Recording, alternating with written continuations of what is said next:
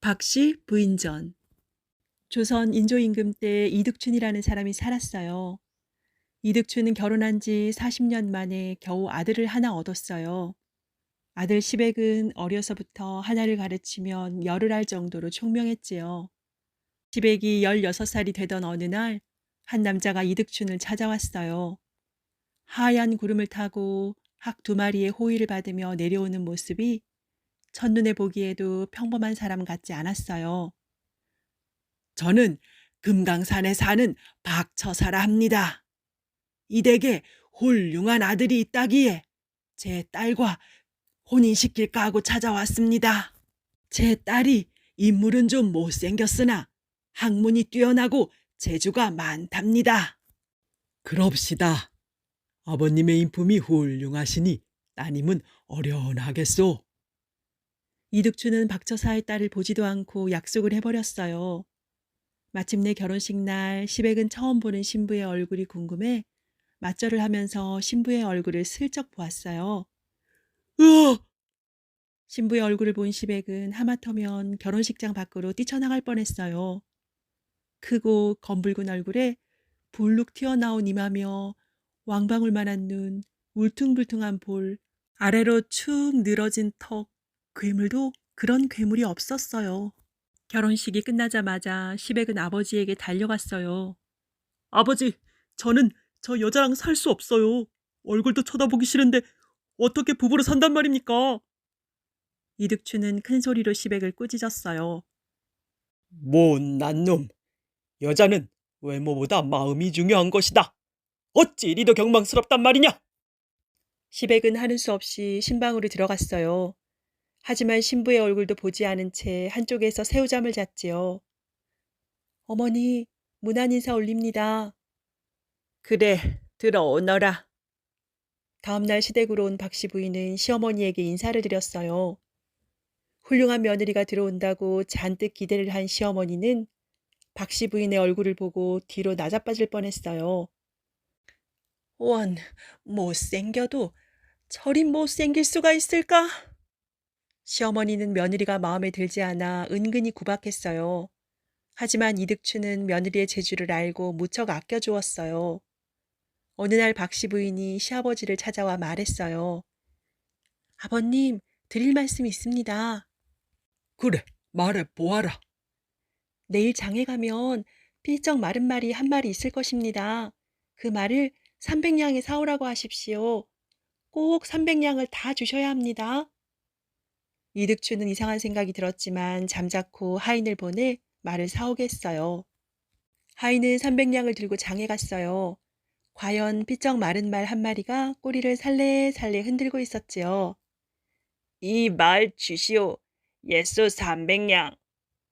하인은 주인이 시키는 대로 300냥을 내밀었어요. 그러자 말을 파는 상인이 깜짝 놀랐어요. 이 말은 7냥이요. 왜 이리 많은 돈을 주시오? 나도 모르겠소. 우리 주인이 시키는 대로 할 뿐이요. 그러자 말을 파는 상인이 하인을 꼬드겼어요. 7냥만 말 주인에게 주고 나머지는 우리 둘이 나눠 가집시다. 주인에게는 300냥을 주었다고 하면 되지 않소? 그 말을 듣자 하인은 욕심이 생겼어요. 그래서 둘이서 나머지 돈을 나누어 가졌지요. 박씨 부인은 말을 끌고 돌아온 하인을 큰 소리로 꾸짖었어요. 어서 가서 말 주인에게 나머지 돈을 주고 오너라. 이 말은 300냥을 다 주고 사야만 그 값어치가 있는 법이다. 틀림없이 300냥을 다 줬습니다요. 어허, 말 주인에게는 7냥만 주고 상인과 둘이서 돈을 나누지 않았느냐? 주인에게 거짓말을 하다니 매운맛을 봐야겠구나. 하인은 박씨 부인에게 손이 발이 되도록 빌었어요. 그리고 말 주인에게 300냥을 모두 주었지요. 박씨 부인은 좋은 여물로 말을 정성스레 키웠어요. 말은 아주 훌륭하게 자랐지요. 그러던 어느 날 박씨 부인은 청나라에서 사신이 온다는 이야기를 듣고 사신이 오는 길목으로 말을 가지고 나가게 했어요. 청나라 사신은 말을 보더니 깜짝 놀라며 3만 냥에 사갔어요. 알고 보니 그 말은 하룻밤에 천리를 달린다는 천리마였어요. 잘 먹지 못해 삐쩍 말라서 사람들이 미처 알아보지 못한 것이고요. 이 일이 있고 나서 시아버지는 박씨 부인을 더욱 예뻐했어요. 하지만 남편 시백은 여전히 박씨 부인에게 쌀쌀맞게 대했어요. 하루는 시백이 과거를 보러 가는 날이었어요. 박씨 부인은 남편에게 벼루 하나를 주었어요. 이 벼루를 가지고 가십시오. 거장에 도착한 시백은 박씨 부인이 준 벼루를 꺼내놓고 먹을 갈았어요. 잠시 뒤 시험 문제가 나왔어요. 시백은 거침없이 답을 썼어요. 벼루가 소곤소곤 답을 말해주는 것 같았거든요. 그때 박씨 부인은 집에서 낮잠을 자고 있었어요. 그런데 사실은 잠을 잔 게 아니라 벼루를 통해 시백에게 답을 불러주고 있었던 것이지요. 결국 시백은 박씨 부인의 도움으로 장원급제를 할 수 있었어요. 하지만 시백은 박씨 부인의 도움을 받은 사실을 까맣게 몰랐지요. 박씨 부인이 시집 온 지 꼭 3년째 되는 날이었어요. 아버지 박처사가 구름을 타고 날아왔어요. 얘야, 그동안 얼마나 고생이 많았느냐. 이제 다 끝났구나. 딸의 손을 잡은 박처사는 중얼중얼 주문을 외우기 시작했어요. 그러자 박씨 부인의 얼굴에서 흉측한 껍질이 벗겨지는 것이었어요. 검고 쭈글쭈글한 껍질을 벗은 박씨 부인의 얼굴은 무척 아름다웠어요. 자, 이 껍질을 들고 시부모님과 남편에게 가서 내가 이렇게 변했다는 것을 믿게 해드려라. 박씨 부인은 조그만 괴짝에 껍질을 넣고 시부모님을 찾아갔어요. 하지만 시부모님은 박씨 부인을 알아보지 못했어요. 저예요, 아버님, 어머님.